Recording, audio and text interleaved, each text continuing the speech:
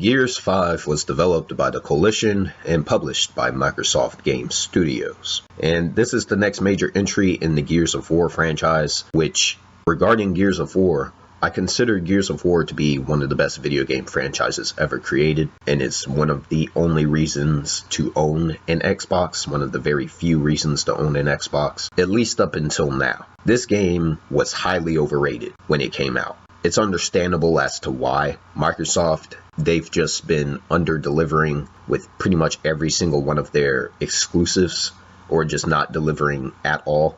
They've had some canceled releases. They've had some console exclusives that have come out, including recently, that just does not live up to the hype at all. And this is another one of those games that pretty much falls into that category. I was extremely disappointed with this game. This is not Gears of War for the vast majority of it. And so I will specifically be talking about the campaign, considering that's the only thing I've personally played. And I also will comment on the multiplayer, because I have read up on the multiplayer, and it doesn't sound like anything that's worth playing. So the beginning of this game's story doesn't take place too long after Gears of War 4, and it continues that story early on. Act 1, unfortunately, is the best part about the entire campaign. It felt like classic Gears of War, where the game took place in these self-contained linear environments. And the level design was very spot on. There was plenty of opportunity to take cover, and the art design felt like classic Gears of War from the Gears 2 or the Gears 3 era. The story also had some promise in Act 1, because it built up this mystery with this Kate character and her having some kind of connection to the Locust Horde, or as they're calling it in this game, the Locust Swarm. And so just about everything was great in Act 1. Then Act 2 happened. And that's when everything went downhill. This fucking game just takes a nosedive off a cliff, and it just plummets in quality. For some reason, the Coalition who developed this game, the development team decided to turn this game into an open world game. I am very much sick and tired of seeing this kind of trash in the video game industry, where we have old franchises that are known to do one specific thing, and game developers change the identity of the series so that it's more marketable for the modern video game industry.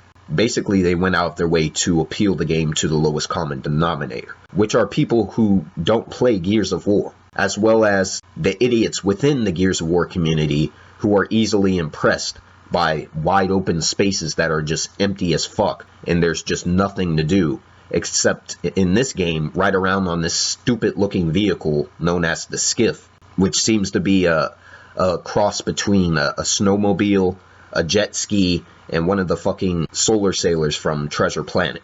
The way this open world is set up is you have a map just like in any other open world game, and you can mark waypoints, and you have to travel a long distance to get to where you need to go, be it the main story missions, or you can go out and venture and look for the side missions, of which I only completed 2 in the entire game because I didn't feel like wasting my time. And I played this game on Insane, and I'm going to talk about that in a minute too. And so basically, the side missions are nothing more than these small self-contained areas. And you go there, you fight a wave or 2 of enemies, and that's really it. The side missions don't offer anything in terms of storytelling. In terms of collectibles, the only thing that you pick up are these components for the Jack robot, because they gave the Jack robot in this particular Gears these abilities that you can use in combat. Some of them are useful, but most of them aren't, and you don't really need them. And to fully upgrade the robot, you really do have to do the side missions and scavenge the open world, which makes the game far more boring than it should be. And it would take you dozens upon dozens of hours to scavenge the open world for both Acts 2 and 3, because they put 2 different open world maps in this game. The first is in Act 2, as I just stated, and the second is in Act 3. And it would take you hours to find all the components to upgrade this stupid robot, which is not even worth anyone's time. And so for the vast majority of my playthrough, I just ignored the side missions. They were not worth my time. That's a huge mark against this game, is that they made it into an open world game. And the open world environment is actually worse in Act 3 than it is in Act 2. I don't like the color grading that they put in the environment. because in Act 3 you're essentially in a desert. After a while, after looking at that screen for so long, my eyes started to burn. Like, I was starting to feel uncomfortable playing the game because of the way they graded everything in the environment. And to make matters worse, they have these sandstorms that appear in Act 3 that you have to try and navigate around. Otherwise, especially if you're playing on Insane, you die instantly. And you lose control of the skiff when you're in the middle of a sandstorm. The vehicle drives itself, and turning is handled horribly. The vehicle doesn't even handle properly because if you try and make a sharp turn, it just won't allow you to do it. And you can't back up, like you can't reverse with the skiff. It only drives forward. So everything regarding the open world environment for both Act 2 and Act 3 of this game is terrible. Another issue with it is that it also limits how many locations you actually go to in the game. And if you compare that to Gears of War 2 or Gears of War 3, with those games you actually see more set pieces throughout the course of the campaign for both of those games compared to Gears 5. And realistically, I could say that about all the previous Gears of War games. So the open world is dog shit. Another thing that I noticed, and I have a little rule when it comes to video games, that you really don't know how good or bad a video game is until you play it on its hardest difficulty, because you really see what you can get away with versus playing on a lower difficulty level where the game developers have purposely made the game easier. And that rule really applies with any video game that's out there. And so I chose to play this game on Insane because I don't intend to play this campaign again. And on Insane, it took me 38 hours to beat this game. And most of that was watching the cutscenes, going through the open world environment, and of course dying over and over again in the combat encounters, most of which are poorly set up.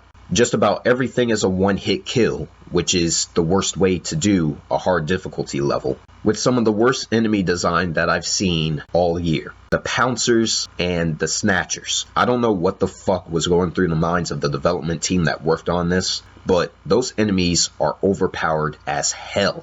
Literally, whenever the pouncers were on screen, I had to come up with the cheapest way possible in order to get through those sections of the game. For example, you get an ability with the Jack robot where you can briefly hijack an enemy and the enemy will fight for you. I had to use that ability in order to kill the pouncers. One of the worst parts about Gears 5, which is an issue in pretty much all the Gears of War games, but it's especially terrible in this game, is your AI co-op partners. Your AI co-op partners are dumb as fuck. It's some of the worst NPC design that I've seen. There are instances where your AI co-op partner will just run out in the middle of a firefight, not even try and take cover, and then just get downed, and you can't run and go help them out, because if you're playing on a difficulty like Insane, you're going to be dead within a matter of seconds. Sometimes it doesn't even take that. And there are parts throughout the game where you have to rely on your AI co-op partner in order to get through the game successfully. Well, unfortunately, the only use that AI co-op partner provides is by standing as a distraction for the enemy NPCs so they can target them instead of you. And like I said, that's just piss poor game design. So pretty much basically what I'm saying is that the gameplay is dog shit in this game. You do have the basics of the Gears of War gameplay, like the basic mechanics and everything, but anything that was wrong with Gears of War before is still wrong with it now, such as too many actions being mapped to one button. There are instances throughout the game where I intended to do a specific action, and I accidentally did another action instead, and that ended up getting me killed, and I had to restart an entire combat encounter, which playing on Insane, which is the game's hardest difficulty, really pissed me the fuck off while I was playing the game. For example, the X button. The X button, you can pick up downed AI co-op partners if they're downed in combat. You use that button to pick up weapons, and you also use that button to interact with environmental interactions such as going up and down ladders. And I remember one specific attempt at one combat encounter late in the game where I tried to pick up my AI co-op partner, and instead I accidentally went down a ladder. I tried to go up the ladder, but the ladder was too tall, and by the time I got to the top, because there's a little delay before you can control your character again, I died within a matter of seconds, and I had to restart that entire combat encounter. And one of this game's biggest failings, which has been a problem with every single Gears of War game since Gears of War 2, is that you cannot command your AI co-op partner to do really anything. If the AI chooses to stay within a specific spot or to follow you in combat, which usually leads to your death, depending on what it decides to do, you really have no control over your AI co-op partners, which is a big problem from a gameplay perspective. And so all in all, basically the only thing that was worth playing in this campaign was Act 1. Like I said, the entirety of Act 1 is great. Acts 2 and 3 are dog shit, both of them. And Act 4 is not that great either. From an art direction perspective, and certain parts of Act 4 were okay. Act 4 did kind of feel like classic Gears of War, like the original Gears of War. That's the gameplay, that's the open world. Now I'm going to talk about the story. And what story? There was hardly any fucking story in this game. Basically, the story pretty much ends after Act 2. So basically the story, what little story is there, revolves around this Kate character, and Kate was introduced as a new character in Gears of War 4 as a side character. JD was the main character in that game, and JD is the son of the original series protagonist Marcus Phoenix. So the game developers decided to go for, I guess, a feminist angle. They wanted a playable female character to take on the leading role in this game, so they switched the main role from JD to Kate, which I don't like that. But basically, in this game, it's revealed that Kate has some kind of connection to the Locust Horde. And looking at the cover art for the game, I pretty much guessed what it was before the game actually revealed what it was. And essentially, Kate is the granddaughter of the original series antagonist, the main antagonist of the first 3 Gears of War games, Queen Myra of the original Locust Horde. And her mother, Reyna, who was in Gears of War 4, that character died in Gears of War 4, they brought that character back and they decided to make her the new Locust Queen.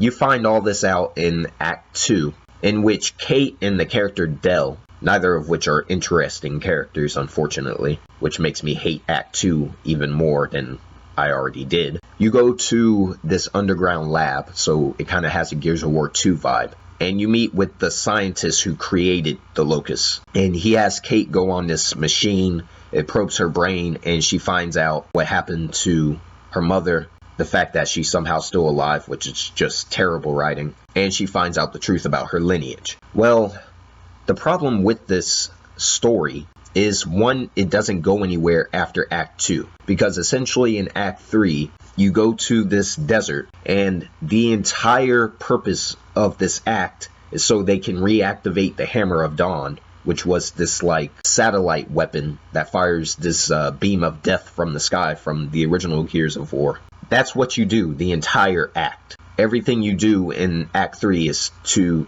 reactivate the Hammer of Dawn so they can use it against the new Locust.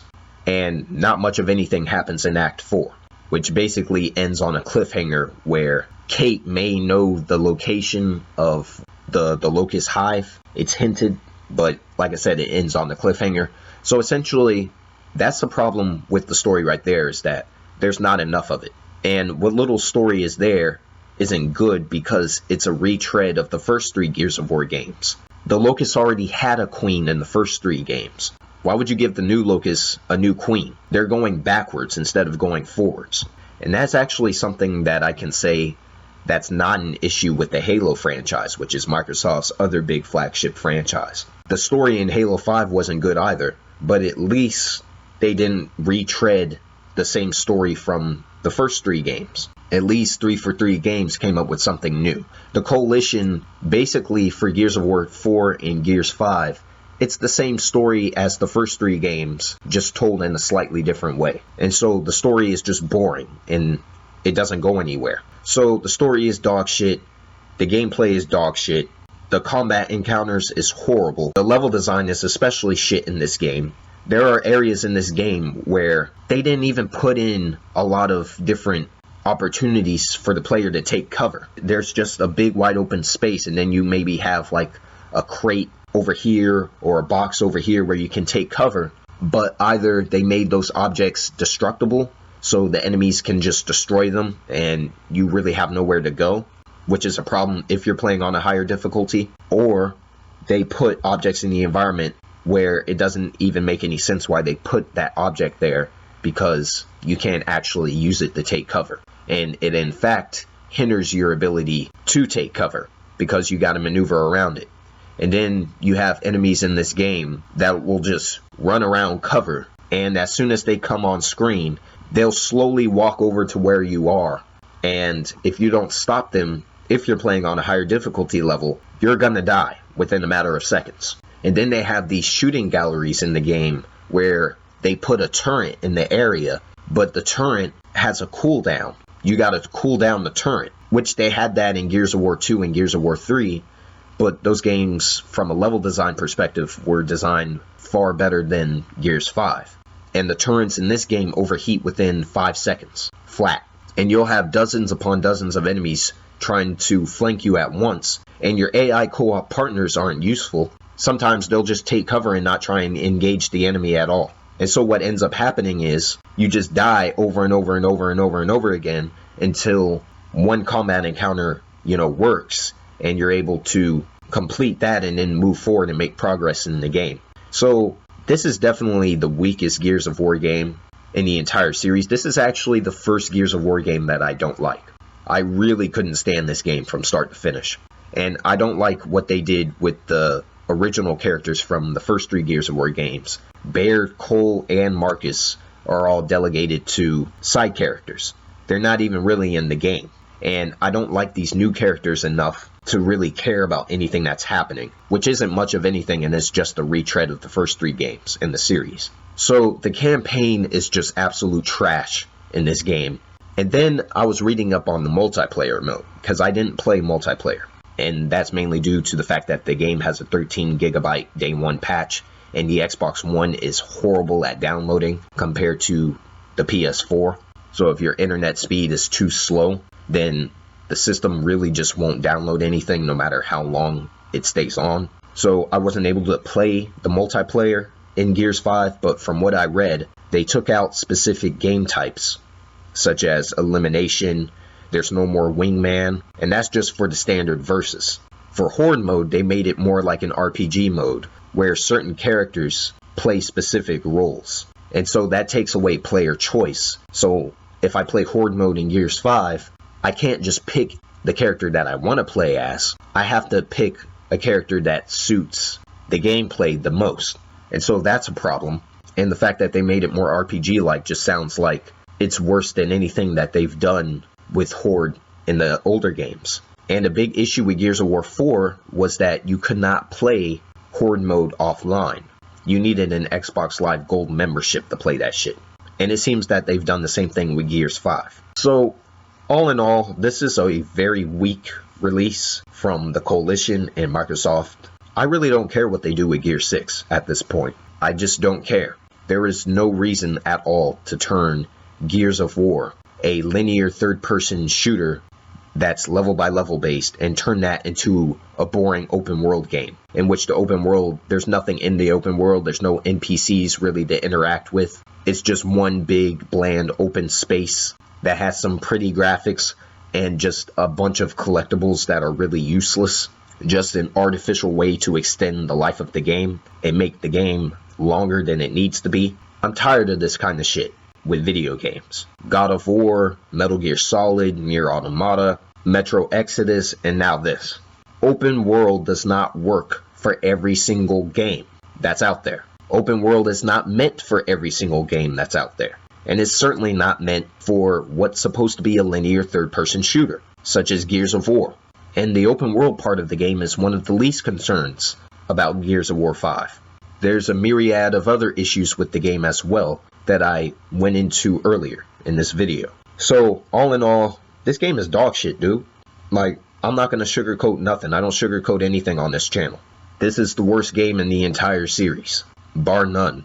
All of those high scores on Metacritic and shit, these idiots who go online, these fanboys and shit, who just give the game a 10 and they'll write like 2 or 3 sentences. It's like, fuck you motherfuckers, dude. Gamers should demand a higher level of quality with these products. And this is not a high level of quality. This is a regression back to what the first 3 games were doing, done far worse than what the first 3 games did. And the new stuff that they have in these newer Gears of War games, from the story to the characters to even the level design and just the overall gameplay, it's not good. It's just not good at all. And this is just another disappointment, yet again, that has been released in 2019. This is one of the worst games that I've played this year. This is one of the most overrated games that I've played this year, along with Sekiro and along with Metro Exodus. This game sucks. The older games were better. Plain and simple. That's my retrospective for Gears 5. At this point, I'm about done with Microsoft. You guys already ruined Halo with the last game, and now you've pretty much ruined Gears of War with this game. And Microsoft really doesn't have any other exclusives to challenge Sony on a competitive level. What do they got? Sunset Overdrive? Yeah, that was a good game, but it didn't get the attraction that it deserved. No one really cared about Sunset Overdrive. And now Sony owns Insomniac Games. They will never make another exclusive for Microsoft. What else do they got? Scalebound? That game was canceled. What else do they got? Crackdown? Crackdown 3? That shit failed. People hated that fucking game. That game looked horrible when it came out. What else do they got? Forza? A racing franchise is not going to carry your console. It's just not. If Microsoft fucks up Gears of War and Halo, they don't have anything else. They have nothing. So I don't know what to say other than better luck next time. Maybe. I guess we'll see.